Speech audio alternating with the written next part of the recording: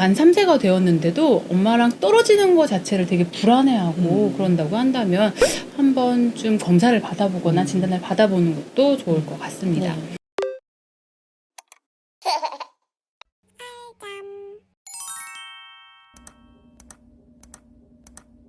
분리불안에 대해서 좀 나눠보려고 하는데요. 네. 분리불안이란 단어는 정말 많이 들어봤지만 분리불안이 어떻게 생기는 건지, 그리고 분리불안 때문에 잠태행기가 또 많이 오잖아요. 뭐 네. 예를 들어서 올영이 어리다고 하면은 낯가림을 시작을 하면서 음. 문제가 생길 수도 있고요. 조금 더 성장하면은 아예 엄마랑 떨어지면 되게 불안해 할 경우가 있고, 또 유치원 가기 전이나 어린이집 가기 전에도 한 번씩 그쵸. 이렇게 오는 것 같긴 해요. 이럴 경우 어떻게 현명하게 대처를 할 수 있을지에 대해서 제안을 좀 드리려고 하는데요. 우선 분리불안에 대해서 정의를 살펴보려고 하는데, 분리불안은 언제 어떻게 오냐 하면요. 분리불안의 경우에는 6개월에서 8개월, 9개월 이 사이쯤에 생기기 시작을 하는 것 같아요. 네. 물론 잘 보이지 않는 아이들이 있어요. 분리불안이 눈에 띄게 보이지 않고 지나가는 아이들도 있고, 근데 이런 성장 발달은 아주 정상적인 발달로서 2, 3살쯤 되면 대부분 아기가 극복을 하게 되고요. 정말 만약 만 3세가 되었는데도 엄마랑 떨어지는 것 자체를 되게 불안해하고 그런다고 한다면 한번 좀 검사를 받아보거나 진단을 받아보는 것도 좋을 것 같습니다. 네. 분리불안 같은 경우에는 아이들이 한 번씩 또 오기도 해요. 맞아요. 무슨 불안함이 생기거나 네. 그 유치원에서 그렇게 할로윈 꾸며놓나 봐요. 근데 유령들을 왜 이렇게 꾸며주시는지 네. 아이들이 너무 무서워요. 밤에 잠을 못 잔대요. 밤에 나타날까봐. 엄마만 사라지면 계속 가서 엄마를 찾고. 이것도 하나의 그런 비슷한 증상으로 생각을 하면 될까요? 네, 네. 굉장히 조심해야 할 때인데 네. 유치원에서도 할로윈만 생각할 게 아니라 아이들의 네. 발달을 좀 고려를 맞아요. 해야겠네요. 네. 그럼 소장님, 분리불안은 왜 생기는 걸까요? 신생아들은 태어나면 자신과 세상을 구분하지 못해요. 자기가 곧 우주인 거죠.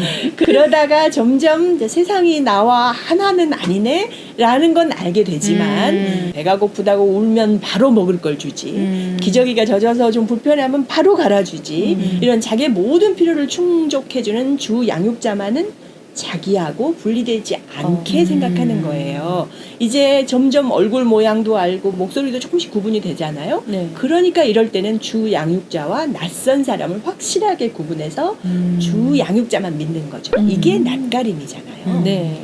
이제 그러다가 이제 세상에 믿을 사람은 자기 옆에 있는 양육자밖에 없다고 생각했는데, 자기가 시야가 넓어지고 보니 이 사람이 자꾸 눈에서 안 보일 때가 있네. 더구나 지금은 이 사람이 내 눈에서 안 보여도 좀 있으면 다시 보이게 될 거라는 건 이해를 할 수가 없는데, 예, 그러니 지금 거의 난 줄 알았던 엄마가 눈앞에서 사라졌다가 다시 안 나타날지도 모른다고 생각하면 하늘이 무너지고. 예, 그래서 엄청나게 불안이 세상이 없어지는 네. 거니까요.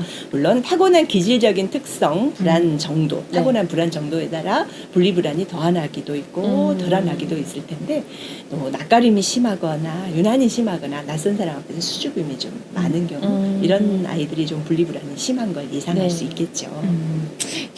기질과 성향이 분리불안에 크게 좌우를 하기를 하는데요. 양육자의 태도, 그리고 양육자의 정서 상태가 네. 많은 영향을 주기도 하는 것 같아요. 네. 맞아요. 이럴 경우 양육자의 정서 상태는 어떤 부분을 살펴봐야 할까요?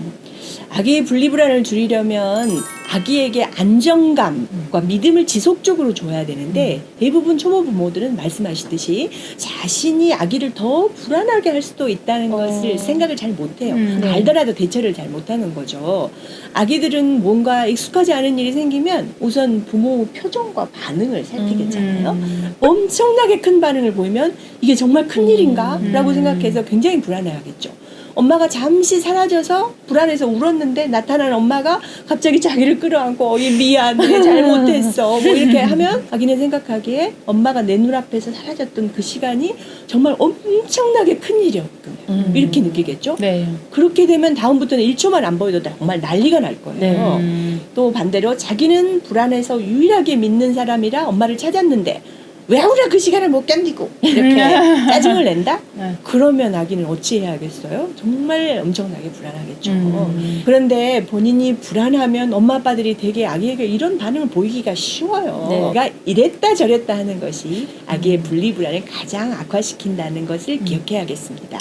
아기를 안정적으로 잘 기르려면 가장 중요한 것은 엄마, 아빠, 본인의 심리 상태, 건강 상태를 안정적으로 유지하는 거예요.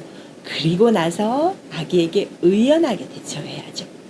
의연하게 대처할 수 있는 자신감을 가지려면 수면을 비롯해서 육아에 대해서 어느 정도 지식을 가지고 있어야 돼요. 그리고 잘 모르겠으면 물어보고 찾아봐야죠. 네, 이럴 때 자기를 더 불안하게 하는 친구, 옆집 언니 뭐 이런 사람들에게 물어보기보다는 가능하면 전문가적인 의견을 찾아봐야겠습니다. 너무 웃기네요. 자기를 더 불안하게 하는 조리원 가끔 동기. 있잖아요. 가끔 있는데 대부분 많이 알고 계시는 깍꿍놀이가 네. 분리불안 극복놀이라고 알고 계시는데 깍꿍놀이가 이렇게 깍꿍 이렇게 하는 것 말고도 많잖아요. 그쵸. 거기에 대해서 좀 자세히 살펴봐 주시겠어요? 보통 분리불안 시기 때 조금 더 슬기롭게 자연스럽게 넘기려고 하는 놀이가 말씀하신 대로 깍꿍 놀이인데요. 보통 이제 엄마나 아빠나 뭐 양육자분들이 얼굴에 손을 가린다거나 아니면 가벼운 손수건으로 가렸다가 아기 앞에서 정말 밝고 예쁜 표정으로 깍꿍 이렇게 그래야 하는 하는 거죠. 밝고 예쁜 표정. 아유, 지금 그럼요. 이 표정 네. 캡처. 그리고 이제 엄마가 잠깐 문 뒤에 조금 이렇게 볼랑말랑 숨었다가 나타나면서 약간의 숨바꼭질 놀이를 병행을 하는 것도 좋아요. 그리고 이런 놀이들을 좀 더 응용해서 많이 해주시는 게 좋아요. 요 시기 때 기억력이라든지 집중력 발달에 도움이 많이 된다고 해요. 아이가 네. 좋아하는 애착 인형이라든지 아니면 애착 물건을 수건으로 숨겼다가 보여주는 네, 이런 맞아요. 것도 좋은 것 같아요. 근데 이런 분리불안 시기에 다른 분에게 맡겨야 할 경우도 생기죠. 있잖아요. 네. 그런 경우에는 어떻게 할까요? 기존에 한번 맡겼던 경험이 있는 같은 분에게 맡기는 게 아기에게 조금 안정감을 찾게 해줄 수 있고 불안감을 낮출 수가 있거든요. 그래서 시간도 짧은 시간부터 서서히 늘려가는 게 좋아요. 아기의 컨디션이 좋을 때 맡기는 게 굉장히 중요한 포인트인데요. 맡길 때 아기가 낮잠이라든지 잠을 푹 자고 일어났을 때 상쾌할 때 그럴 때 맡긴다거나 배부르게 먹었을 때 아기의 불안감이 낮아지기 때문에 그 시간에 남에게 잠깐 맡기기에 가장 좋은 시간이라고 생각하시면 될 것 같아요. 그러니까 항상 미리 계획하는 게 되게 중요할 그쵸. 것 같아요. 주 양육계가 바뀌지만 않는다면 크게 문제는 없는 거잖아요. 그래요. 아이도 적응하는데요.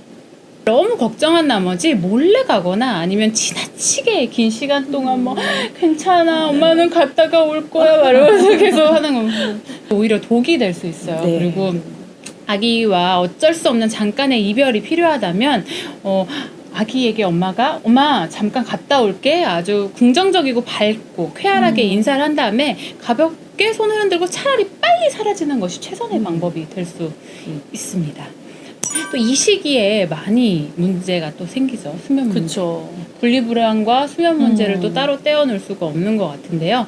다른 양육 기술과 사실 비슷하게 모든 아이에게 딱 들어맞는 방법 그리고 마법은 사실 없잖아요. 네.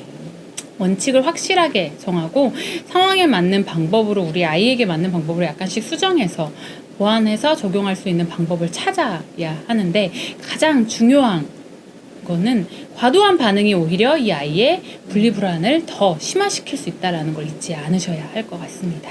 분리불안 시에 상담을 시작하게 되면은 네. 이때 어떻게 대응을 해야 할지 어머님들이 좀 많이 힘들어 하시는 그쵸. 것 같아요. 만약에 방을 분리했던 아이라고 한다면 엄마를 정말 애타게 찾고 울다가 잠에서 완전히 홀라당 깨버리는 네. 그럴 가능성도 있기 때문에 이때에는 목소리 반응을 좀 먼저 네. 해주는 게 좀 좋고 그래도 안 된다면 과도한 개입 뭐 예를 들어서 수유를 한다거나 아니면 가서 안아가지고 얘를 들쳐업고 나온다거나 그러기보다는 그냥 엄마가 분리된 이부자리에서 가만히 누워만 계셔주는 정도만으로도 아이가 많이 진정되는 모습들을 좀 볼 수가 있었어요. 네, 그냥 잠시 그렇게 도와줘도 된다는 얘기죠. 네. 기본적인 원칙은 조금 유지를 하시되 아이의 불안도가 정말 높다라는 생각이 든다면 그때는 예외적으로 엄마가 그 불안도를 좀 먼저 낮추려는 노력이 필요한 것 같아요. 네, 그러고 필요하죠. 나서 다시 빠져나오면 큰 문제가 없거든요. 분리불안이 시작되면 엄마 아빠는 정말 줄타기를 잘해야 돼요. 아기에게 안정감을 주려고 각별히 노력을 하긴 해야 되지만 그럼에도 불구하고 한계는 명확해야 되는 거죠. 아기는 이제 인지가 발달해 가고 있는 중이기 때문에 네. 부모가 자신의 행동에 대해서 불안해한다는 걸 알고 네. 그 불안을 자기가 이용할 수 있겠다는 생각을 하게 되면 이제 부모를 쥐락펴락하게 될 수 있기 때문에요. 특히 잠 문제에서 잘 그러는데요. 아기가 기존의 습관을 이렇게 하다가는 자칫하면 다 버리고 아주 좋지 않은 습관으로 돌아갈 수 있기 때문에 조심해야 네. 되는데요. 사실 수면 문제가 많이 일어나는 시기인 2돌 미만에 분리불안이 병적으로 커지는 경우는 별로 흔하지 않습니다. 오히려 잠을 충분히 자지 못해서 예민해진 아기를 분리불안으로 불안해하고 오해하고 불안을 줄여주기 위한 과도한 양육 행동을 했다가 일이 커지는 경우가 훨씬 많다는 것을 잊지 않으셨으면 좋겠어요. 그래서 밤에는 방금 말씀하신 것처럼 지금까지 재우기 위해 했던 방법에서 너무 많이 벗어나지 않아야 합니다. 네. 대신 낮에 더 안정감을 주도록 노력해야겠죠. 더 많이 놀아주고 더 많이 눈맞춤을 해주고 말씀하신 깍꿍놀이를 하고요. 정말 상담을 하다 보면 많이들 거꾸로 해요. 맞아요. 밤에 아기를 달래다가 너무 피곤해지니까 낮에는 못 놀아주고 짜증내고 그러니까 밤엔 더 못 자고 이렇게 밤에 가능하면 하던 대로 벗어나더라도 아주 조금만 허용해 주고 이렇게 해서 확보된 에너지로 낮에 더 잘 놀아준다. 이렇게 하면 좋겠습니다. 육아를 조금 더 객관적으로 과학적으로 바라보고 싶으시다면 알잠을 좋아요, 구독 눌러주세요. 꿀잠은 알잠. 좋아요, 구독.